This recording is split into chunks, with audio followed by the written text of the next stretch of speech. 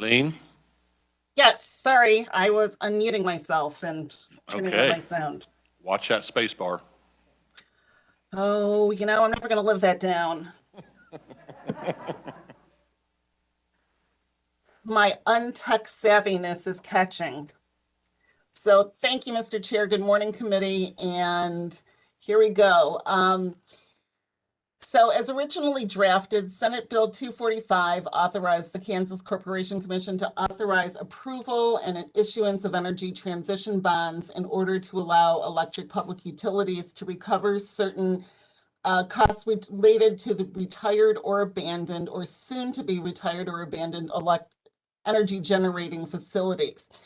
So now Senate Bill 245 has been amended to allow electric public utilities and natural gas public utilities to securitize, quote unquote, qualified extraordinary costs, that is gas supplies, transportation costs, fuel and power costs, as an example, related to anomalous weather events, such as the severe weather event that occurred in February, to be securitized, though that event in February and events going forward. So in order to accomplish this, the bill has been amended in the following ways. So terms and definitions that could apply to the securitization of qualified extraordinary costs of both the electric public utilities and natural gas public utilities were developed. Also, addition of specific terms and definitions were added. Where necessary, processes were bifurcated in order to differentiate between the securitization of those energy transition costs pertaining to energy generating facilities, and then the qualified extraordinary costs was done. Generic terms were substituted throughout the bill to pertain to both processes of securitization. 3 new sections of what a financing order from the commission would contain were added, and then the act was renamed to reflect the dual purpose, and that's now the Utility Financing and Securitization Act. Now, I'm running off of a brief that I'm going to finalize and provide to the committee later today or tomorrow. So you don't have this, but I do, because right now it's not in a finalized format. But as I said, you'll have this for your review shortly today or first thing tomorrow. When I said that there were terms that were added, these are the generic terms that we added to the bill in order to pertain to both the securitization of energy transition costs, that is the costs that were pertaining specifically to the securitization of the energy generating facilities. We added public utility in order to mean an electric public utility or a natural gas public utility whose rates are subject to the jurisdiction of the commission. Qualified extraordinary costs include, at the option of and upon application by a public utility and is approved by the commission, costs that the public utility has incurred before or after the effective date of this act and of an extraordinary nature that would cause extreme consumer rate impacts if recovered through customary rate making, including but not limited to purchases of gas supplies, transportation costs, fuel and power costs, including carrying charges incurred during anomalous weather events. Securitized utility tariff bonds. Now you're going to see this prefix, securitized utility tariff. That prefix will occur before bonds, charges, property. That's the prefix that is the generic that pertains to those qualified extraordinary costs to pertain to both the electric public utilities and the natural gas public utilities. So securitized utility tariff bonds means bonds, debentures, notes, certificates of participation, certificates of beneficial interest, certificates of ownership, or other evidences of indebtedness or ownership that have a scheduled maturity date as determined reasonable by the Commission, but not later than 32 years from the issue date, that are issued by 1, an electric public utility or an assignee pursuant to a financing order, the proceeds of which are used directly or indirectly to finance or refinance Commission-approved energy transition costs or financing costs that are secured or by or payable from securitized utility tariff property, or electric or natural gas public utility or assignee pursuant to a financing order, the proceeds of which are used directly or indirectly to recover, finance, or refinance Commission-approved qualified extraordinary costs and financing costs that are secured by or payable from securitized utility tariff property. So there you see that bifurcation.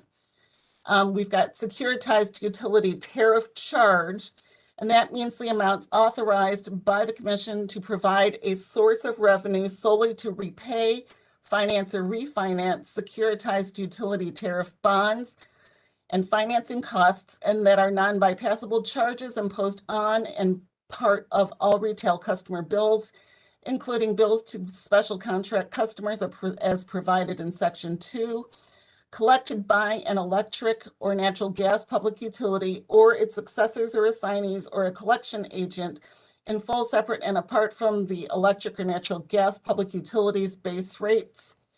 Securitized utility tariff charges are paid by all existing or future retail customers receiving electric or natural gas service from the public utility or its successors or assignees under Commission-approved rate schedules or under special contracts as provided, even if a retail customer elects to purchase electricity or natural gas from an alternative electricity or natural gas supplier following a fundamental change in regulation of public utilities in the state.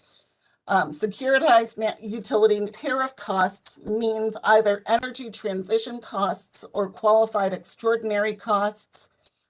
Securitized utility tariff property includes all rights and interests of a public utility, its successor or assignee under a financing order, including the right to impose, bill, charge, or collect and receive securitized utility tariff charges authorized under the financing order, and to obtain periodic adjustments to such charges authorized and as provided in the financing order, and all revenues, collections, claims, rights to payments, money, or proceeds arising from the rights and interests specified in the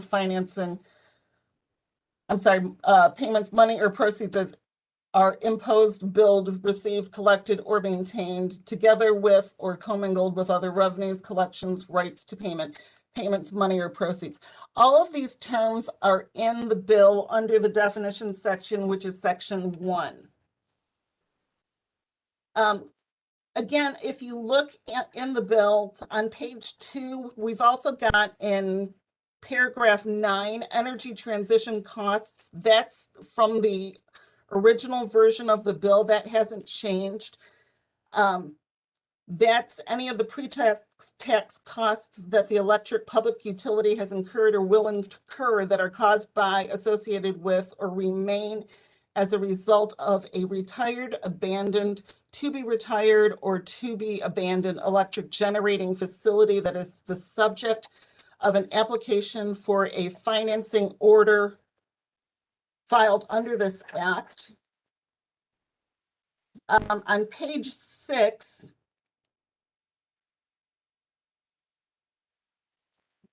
I did want to point out, we've got, as I mentioned, we've bifurcated some of these processes. So when I talked about securitized utility tariff bonds, we've got electric public utilities or an assignee pursuant to a finance order. I mentioned that's bifurcated between sub-element 1, which is the electric public utility or an assignee pursuant to a finance order to refinance Commission-approved energy transition costs. And then sub-element 2 is an electric or natural gas public utility, which is the more generic term to recover, finance, or refinance commission-approved qualified extraordinary costs. If you turn to page 7 of the bill, new section A, new section 2 is where the primary bifurcation of the two processes occurs. Subsection A pertains to an electric public utility. It says in its sole discretion may apply to the commission for a financing order as authorized by this act for the recovery of energy transition charges. So subsection A pertains to that securitization of energy generating facilities. The bill structure itself has not changed in its organization. What happens though is in subsection B, we've gone to the securitization of the qualified extraordinary costs, where it says subsection B, a public utility, meaning either an electric public utility or a natural gas public utility, in its sole discretion may apply to the commission for a financing order authorized by this act. And then it says, in applying for the financing order, the public utility may file an application to issue securitized utility tariff bonds in one or more series to impose, charge, collect utility tariff charges and create securitized utility tariff property related to the recovery of qualified extraordinary costs. Then if you drop down on page 9, it's bifurcated again where it says the application shall include. Paragraph 1A pertains to a description of the electric generating facility, and subparagraph B says a description of the qualified extraordinary costs that the public utility proposes to recover and how customary rate-making treatment of such costs would result in extreme customer rate impacts. And then we're still talking about the application on page 11.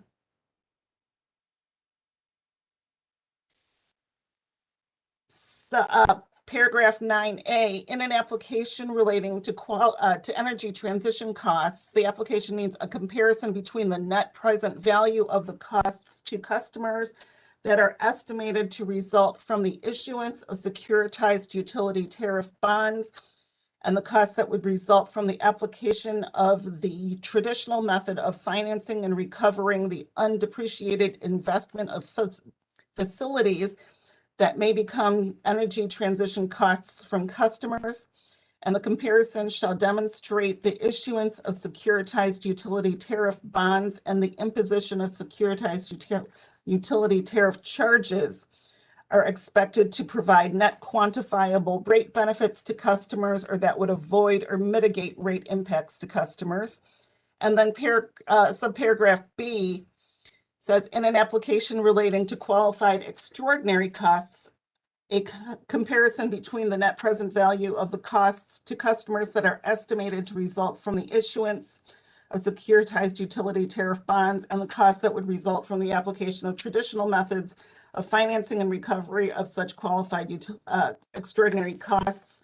The comparison shall demonstrate the issuance of securitized utility tariff bonds and the imposition of securitized utility tariff charges that are expected to provide net quantifiable rate benefits to customers or that would avoid or mitigate rate impacts to customers.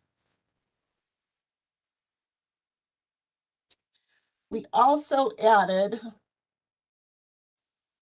as I said, some new sections of what a financing order from the commission would contain. And you'll find those on page 15 in paragraphs 14, 15, and 16. And the first one says a procedure, and again, these are elements that the financing order from the commission is going to be required to contain. So the financing order is going to contain a procedure that shall allow the public utility to earn a return at the cost of capital authorized from time to time by the Commission in the public utilities rate proceedings on any monies advanced by the public utility to fund reserves, if any, or capital accounts established under the terms of any indenture, ancillary agreement, or other financing documents pertain to the securitized utility tariff bonds. And then you're in a financing order granting authorization to recover energy transition costs, a procedure for the treatment of accumulated deferred income taxes and excess deferred income taxes in connection with the retired or abandoned or to be retired or abandoned electric generating facility. The tax treatment was not in the original bill. The accumulated deferred income taxes, including excess deferred income taxes, shall be excluded from the rate base in future rate cases, and the net tax benefits relating to amounts that will be recovered through issuance of securitized utility tariff bonds shall be credited to retail customers by reducing the amount of such securitized utilitized tariff bonds that would otherwise be issued. The customer credit shall include the net present value of the tax benefits calculated using a discount rate to the expected interest rate of the securitized utility tariff bonds for the estimated accumulated and excess deferred income taxes at the time of securitization, including timing differences created by the issuance of securitized utility tariff bonds, amortized over the period of the bonds multiplied by the expected interest rate on such securitized utility tariff bonds. Excuse me. And paragraph 16 is, in the case of securitized utility tariff bonds issued to recover energy transition costs, provisions that specify the timing of rate making and regulatory accounting actions required by the financing order to protect the interests of customers on the electric public utility, which shall be limited to the following requirements to the extent that the Commissioner, A, and this deals with the predetermination, or if predetermination hasn't been granted yet. These were the items that we had been waiting from the Commission the last time when we originally drafted the bill. So subparagraph A has issued an order granting predetermination under KSA 66-1239, prescribing rate-making parameters or regulatory accounting for retirement or abandonment of the subject electric public utility generating assets. The electric public utility shall be permitted to implement and effectuate such rate-making parameters or regulatory accounting mechanisms, and has not issued an order granting predetermination. The order would prescribe rate-making parameters or regulatory accounting to credit customers with the benefits from retirement of the subject electric public utility generating assets, and the Commission would address such matters in the financing order, and customers shall receive the benefits as determined by the Commission order simultaneously with the inception of securitized utility tariff charges. The rest of the bill, Mr. Chair, remains the same other than the terms that specifically referred to energy transition bonds, charges, property, all those terms that were specific to energy transition in the bill now have been replaced with generic terms throughout the bill where appropriate. And again, as I said, the act has been renamed and has been referred to by the act, by the word act in the bill, in order to make it a little less cumbersome when drafting. And with that, I can stand for questions. Thank you, and let me publicly thank you for your work on this and all of the interested parties. I know there has been a tremendous amount of work done on this, not only from the revisor's office, but from all of the interested parties and their legal staff. And I appreciate the KCC's help on this. So, committee, are there questions of Eileen? I see none. Thank you, Eileen. We'll now turn to the proponents. First, we have Darren Ives with Regulatory Affairs with Evergy. Welcome, Darren. Good morning, Chairman Longbine, members of the committee. My name is Darren Ives, and I am the Vice President of Regulatory Affairs for Evergy.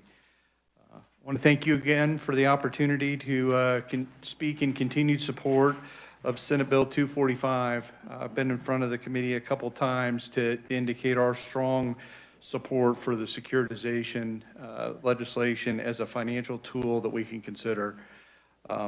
Simply put, securitization is a financial tool that helps reduce the cost of financing unrecovered assets. We've talked about power plants that still have costs to be recovered, but would be retired. It's a win-win tool that allows the utility to recover those costs and for customers to save money on the recovery of those costs. Maybe a couple things, because I've heard some discussion. I mean, what this tool is not. This tool is not a coal retirement bill. We are going to retire plants when it makes sense to retire plants in our long-range planning process. This bill doesn't give any more leverage to parties that are wanting to retire coal plants. That's very specific in the bill. It does not encourage us to retire coal plants. What it does do is it lets every stakeholder know what the rules are. It sets a predetermination process for all stakeholders to evaluate the merits and the benefits of retirement before we can execute on a securitization financing. And the lower costs from securitization through the lower interest rates will benefit customers is part of the deal. Last time when I was here in front of this committee, we were in the middle of a significant, severe winter storm event. We were actually on the day of the biggest impact. Since that time, we have spent a lot of time working with KCC, CURB, industrials, and the natural gas companies on adding the items that the revisor suggested to make this tool an opportunity for the recovery of qualified extraordinary costs specifically like the high natural gas and high power costs that were incurred by utilities during the event. The KCC, we talked about, has set up a process to defer and capture these costs, but utilities, and you'll hear from one of the gas companies in a minute, have had to go out and get private market financing to pay for those costs currently. Utilization of this tool and the work that's been done to add it into this legislation would allow that financing to be done at that lower interest, 2 to 3% AAA interest rate versus the typical financing costs that the utility would do that in. A lot of work has been done, a lot of terms that have been changed. The bill now supports the opportunity to do that. Last thing I'd mention, since the time I was here before, we've continued to work with all the parties. There were, at the time I was here, there was a party that was in opposition. We are now to the point where we have agreement and language that will allow us all to be aligned in moving forward this legislation in front of this committee and the rest of the way through. So with that, I'd stand for questions. Darren, thank you very much. Committee, are there questions? See none. Thank you. Next, we will hear from Justin Grady, Chief of Revenue Requirements with the KCC. Hey, good morning, Chair Longbine, members of the committee. My name is Justin Grady, the Chief of Revenue Requirements, Cost of Service, and Finance for the KCC. I work in the Utilities Division. If the video feed gets garbled, please interrupt me, and I'll shut my video off so that the audio feed comes through uninterrupted. Probably a good idea at this point. Okay. Shut it off. Thank you. Okay. We can. Thank you. Okay.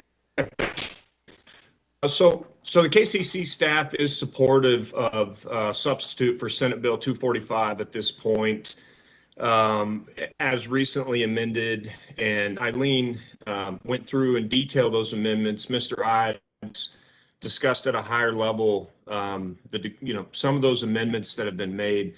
But since I appeared last before the committee and this bill has been heard, we've been involved in discussions with several of the conferees that provided either neutral or opposition testimony the last time this bill was heard. And I believe at this point we're in a position where the recent amendments and perhaps a few last minute technical corrections that will come through in a balloon.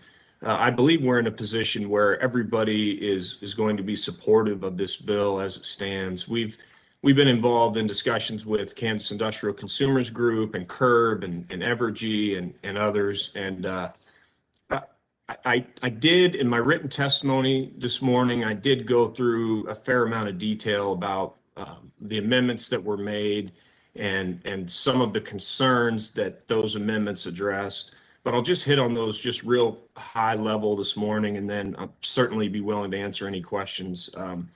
So Mr. Ives mentioned it, but a lot of work has been done to add the possibility for electric and natural gas utilities to finance qualified extraordinary costs as a result of this bill. And so qualified extraordinary costs is a defined term in the bill, but it's really any extraordinary or unforeseen utility cost that would otherwise cause extraordinary ratepayer impacts if it was financed through the traditional course of rate making. And so this could be a natural disaster and the costs associated with that, or it could be the extraordinary fuel and purchase power costs that we experienced in our state last month. So that's a real improvement, and we really appreciate everybody working so diligently and quickly to get that added. So as the committee's aware, last time I testified before the committee, KCC staff was neutral on the bill because there were still a few loose ends that needed to be tied up in terms of the mechanics and the timing of how ratepayer benefits would flow back to customers. And I believe we have achieved certainty in that area. We basically have a process now that says in the event that in the predetermination docket, in the filing that would come before a financing order, in the event that there's a package deal worked out where maybe we're talking about a retirement and a replacement asset, and there's a plan for how to phase those benefits into customers, then that would be okay. But if we don't address that, then the stopgap sort of measure in the bill is no matter what, with the issuance of the financing order, the commission will pass all of the benefits of the securitization to customers simultaneously with the issuance of the financing order or the issuance of the securitized bonds. So, I think that those provisions provide the commission and all the other parties that will be involved in those proceedings flexibility, which is, I think, a key component of this bill generally is flexibility in that it doesn't specify what type of assets would have to replace a securitized electric generating unit. It doesn't specify the specific parameters for which the benefits to the utility or to ratepayers would be passed back through. But ultimately, I think it provides the commission with ample authority to protect ratepayers and the utility that serves them. One last quick revision that I'll note is I know several of the conferees in the last hearing expressed concern that perhaps the standard for approval that the commission would be judged against for approval of a financing order wasn't quite tight enough. There was discussion that net quantifiable benefits wasn't definitive enough, or it wasn't certain enough to provide ratepayer benefits. And so as the committee looks through the revised bill and all of the amendments that have been agreed to, I hope that you'll be comforted by all of the places that we made it clear that net benefits, net quantifiable benefits means net quantifiable rate benefits. And at the end of the day, there's 3 or 4 distinct places within that bill that I think any plain reading or understanding of that legislation would be that the commission is not going to approve a financing order. It's not going to approve a securitization that doesn't end up benefiting ratepayers. And so anyway, hopefully we have collectively, the conferees and the parties have addressed all of those concerns. And I'm sorry about my video issues this morning, and certainly stand willing to answer any questions that the committee might have at the appropriate time. Thank you very much.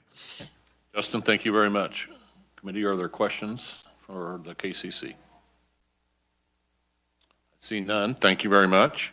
Next, we will turn our attention to Patrick Vogelsberg, Governor Affairs Manager with Kansas Gas Service. Welcome, Patrick. Thank you, Mr. Chairman, members of the committee. My name is Patrick Vogelsberg. I'm here on behalf of Kansas Gas Service. Our interest in this bill has to deal with the new amendments regarding extraordinary fuel costs that were experienced during the extreme weather event that we had in February. I know Mr. Chairman is familiar with Senate Bill 88 that was utilized to address consequences from that storm on the municipal side. Investor-owned utilities are in a different position, and so we view securitization as providing a tool that can provide further cost reductions for our customers in paying for these extraordinary fuel costs. Overall, operationally, I'll just mention, operationally, our system prevailed during this storm, and that was due to the work of not only our employees, but the conservation of our customers and investments that have been made over the previous years to strengthen the natural gas system. As far as, so the immediate threat is obviously over. Now we're dealing with the financial consequences from significant increases in natural gas costs.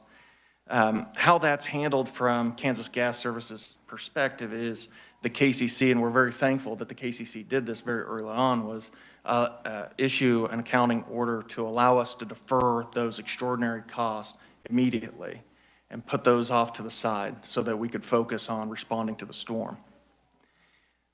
We incurred significant gas costs, and I'll get to that in our testimony. And those costs will need to be repaid. What we did as a company, and One Gas did, was we went out and secured financing on the private market to cover those costs. And we are holding those and have deferred those, and we'll work with the KCC on how to appropriately recover those over an appropriate amount of time that isn't smooth out the effects on customer bills, but also deal with that in an equitable fashion. Now that we have these costs, we're interested in securitization.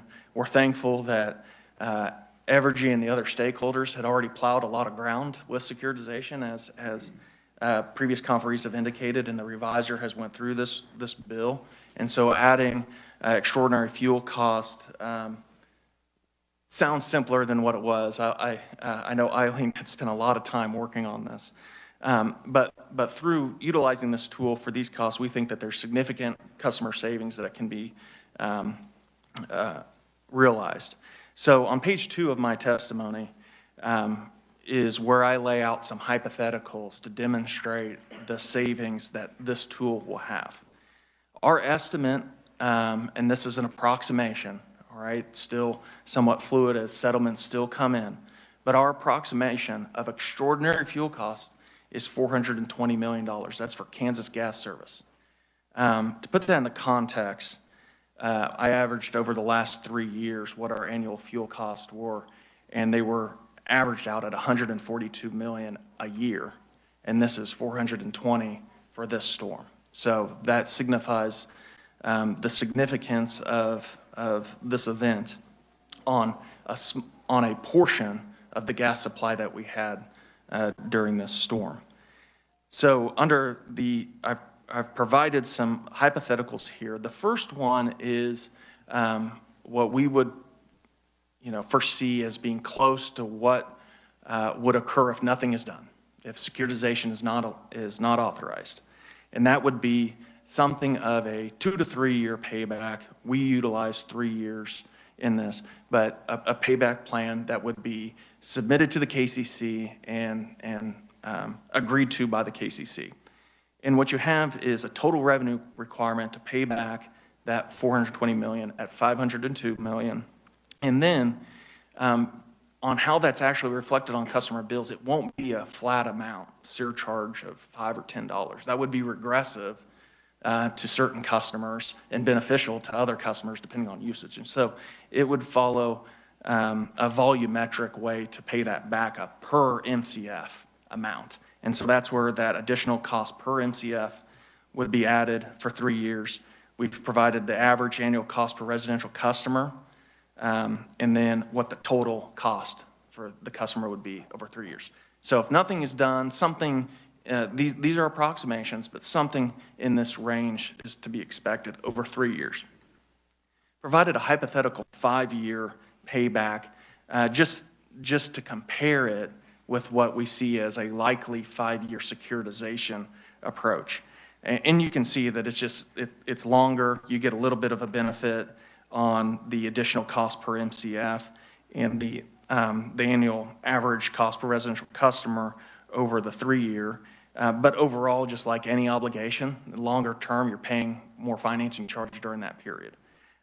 It's going to be the highest cost payback. And then you get down to a hypothetical 5-year securitization. You see that this prevails financially from a total revenue requirement, but it also has the least impact not only on monthly customer bills, but on a total customer payback over 5 years. I think that demonstrates the benefits of what we're looking at pursuing here.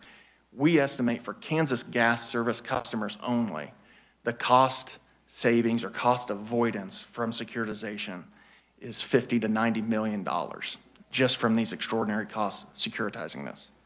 So, we certainly applaud your efforts on what you did so far with the substitute for Senate Bill 88 to provide relief for the municipal gas systems. We are in a different position.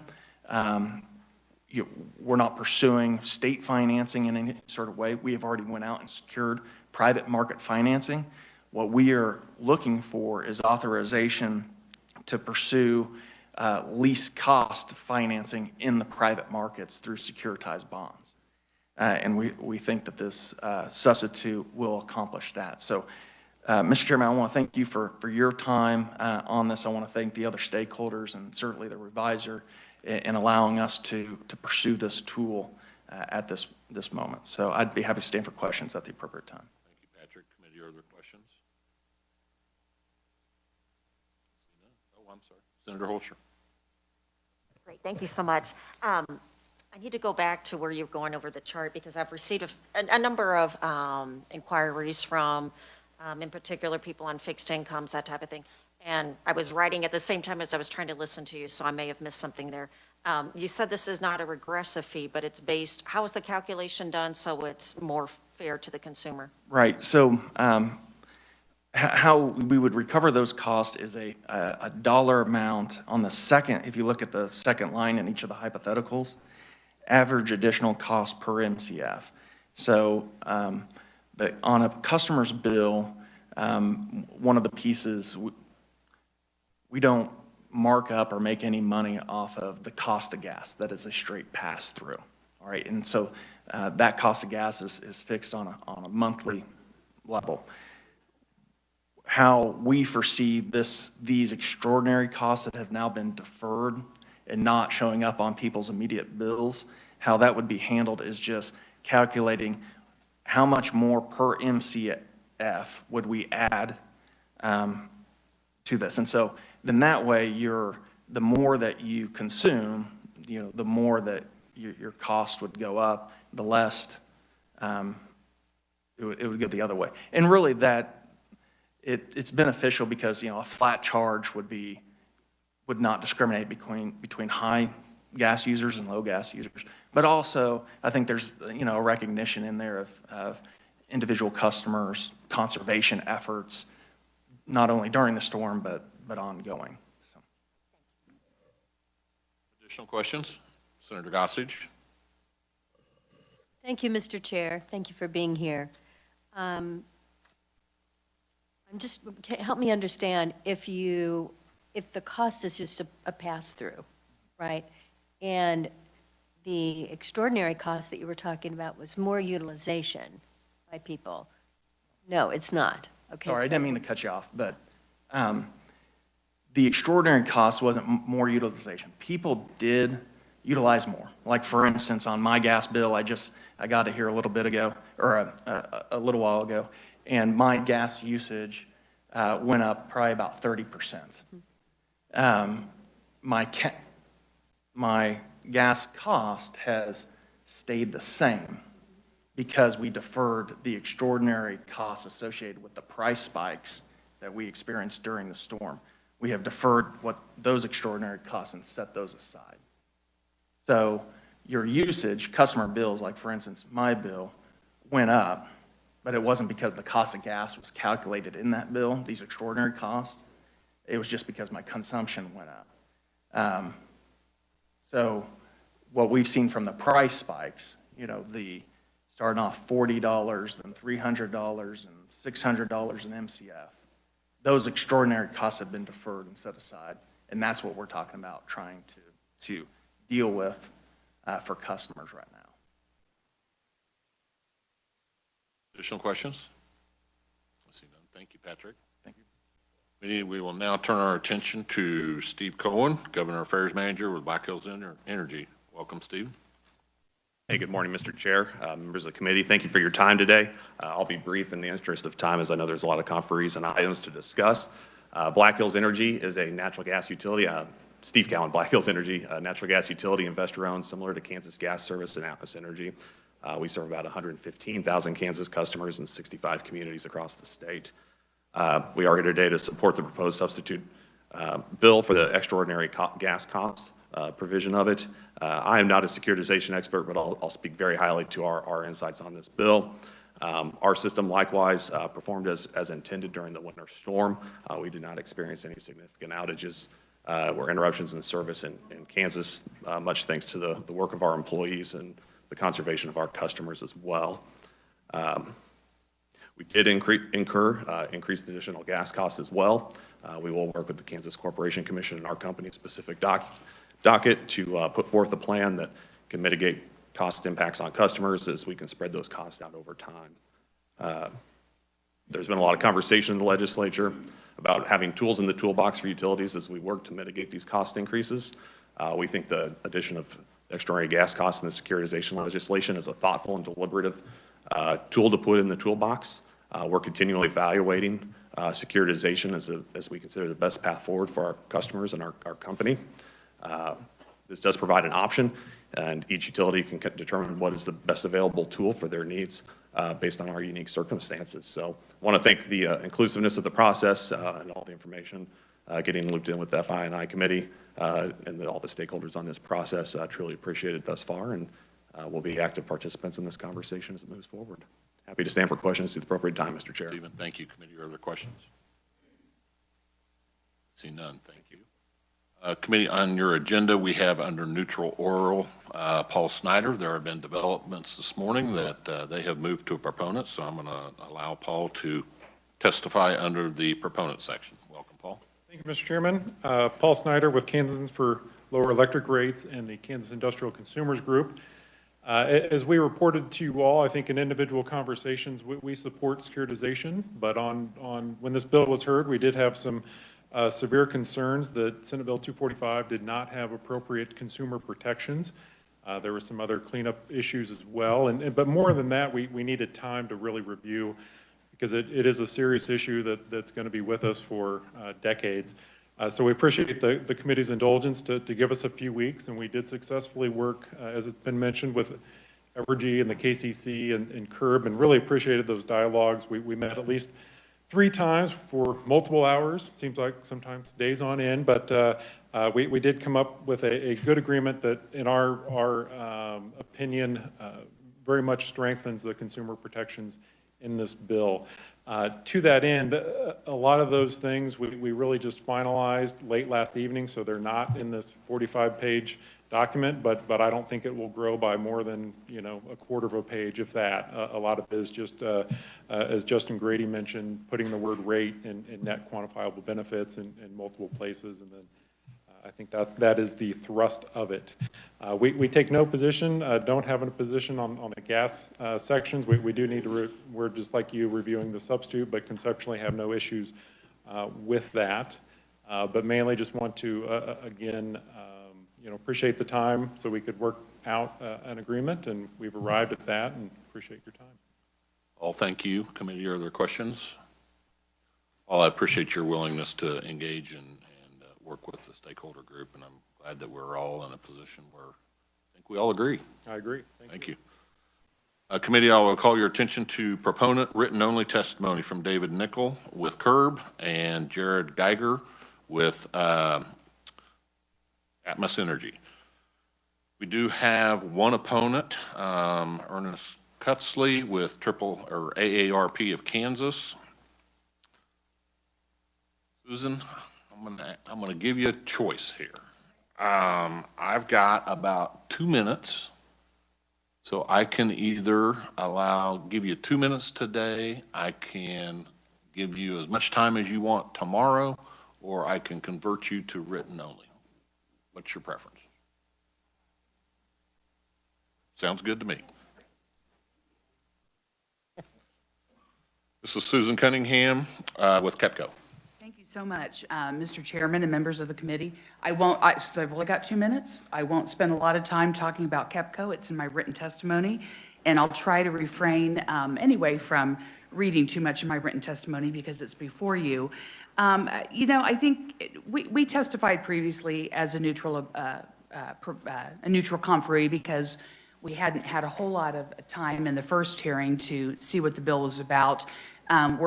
We've had more time, which we appreciate, to look at the bill now. And now, of course, it has morphed into something different. And any remarks I make, full disclosure, will be on the underlying original bill, the portion that relates to securitizing retired or abandoned generating assets. And I want to be really clear up front, too, in my 2 minutes. I think this is important.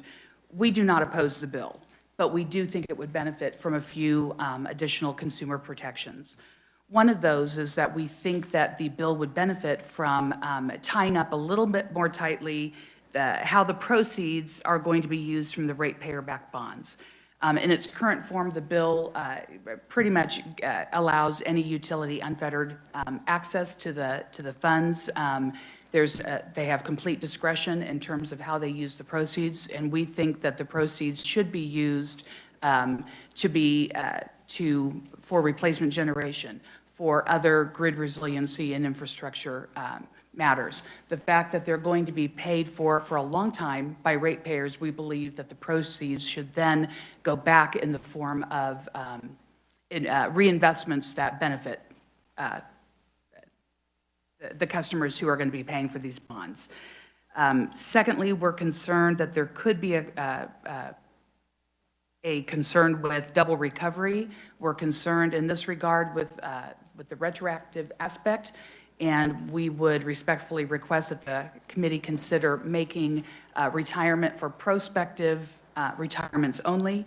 And then finally, we propose that an effective date for 4 years from now be included in the bill. We believe that gives all parties, particularly customers who are affected on the back end securitization, the time to fully understand the impacts to us as a wholesale customer. We also think that that is not a heavy burden, considering the prior testimony by the company indicated that they would not be using the securitization for at least 4 years, and that's also consistent with comments that the company has made on earnings calls, that the the securitization will not need to be utilized till the second half of this decade. So with that, Was that 2 minutes? Did I do it? Close enough. Oh, good. Okay, good.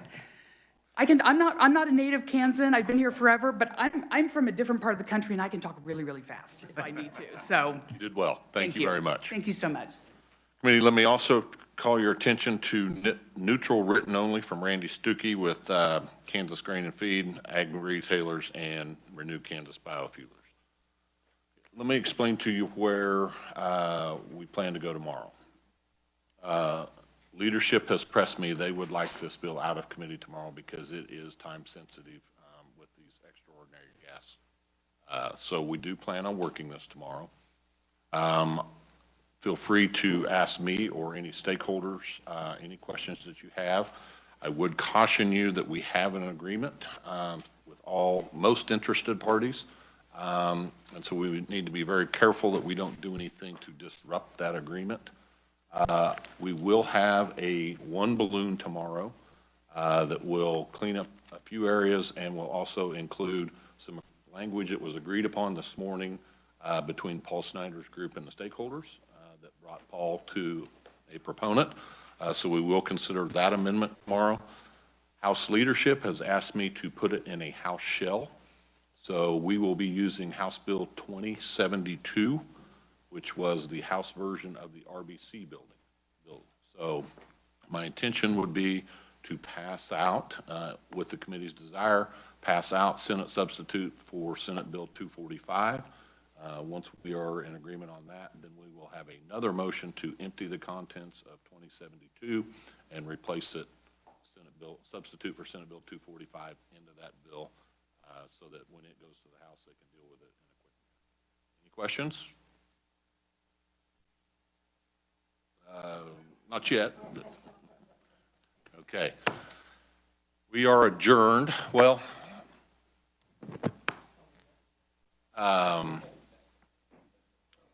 let me ask the committee, do you think we can move through this tomorrow fairly quickly and complete that work within 30 minutes? Okay. Then here's what we're going to do. If I can get stakeholders, we're going to send out a calendar adjustment today. We will deal with 245 first. And if time allows, then we will spend the rest of our time on a hearing with Senate Bill 199. But I need to make sure that I can get interested parties here on such short notice to hear. Mr. Chair, Yes.